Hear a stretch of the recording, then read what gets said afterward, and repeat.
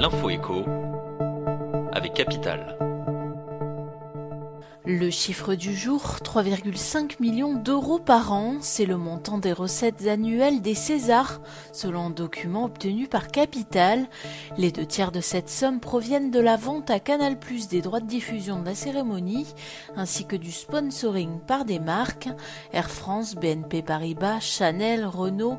Cela permet aussi de dégager un léger bénéfice chaque année, 161 000 euros. L'accumulation de ces bénéfices a permis de constituer une petite cagnotte qui s'élevait à 825 000 euros l'an dernier. L'info pratique du jour concerne plus particulièrement les femmes. N'oubliez pas que toutes les décisions que vous prenez au cours de votre carrière ont un impact sur le niveau de votre future pension. Ainsi, si vous choisissez de passer à temps partiel pour vous occuper de vos enfants, logiquement votre retraite sera plus faible. Mais il existe des solutions pour limiter ces répercussions. Pourquoi pas pendant cette période demander à votre conjoint d'alimenter pour vous un plan d'épargne retraite. N'oubliez pas de vous déclarer en revanche, sans quoi votre pension pourrait être fortement réduite. Capital fait le point sur les solutions envisagées pour épargner votre future retraite. Le coup de gueule des citoyens de la Convention pour le climat sera-t-il entendu ? Le projet de loi climat et résilience issu de leurs propositions est examiné à partir de cette semaine en commission spéciale à l'Assemblée nationale. Jugé trop peu ambitieux, le texte pourrait être renforcé par les parlementaires qui ont déposé pas loin de 5000 amendements.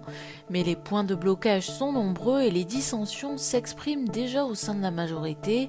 Retrouvez sur notre site une liste des amendements parmi les plus ambitieux visant à muscler le projet de loi. On termine avec les prévisions de la Banque de France. Le produit intérieur brut français devrait être en légère hausse au premier trimestre par rapport au trimestre précédent, mais le niveau d'activité devrait rester inférieur de 5% à son niveau d'avant-crise en février et en mars, a estimé lundi l'institution. Les secteurs non directement exposés aux mesures sanitaires présentent une activité proche de la normale, tandis que les autres maintiennent un niveau de perte élevé, précise la Banque centrale dans sa note de conjoncture. Pour l'ensemble de 2021, la Banque de France prévoit depuis décembre une croissance de 5% de l'économie française.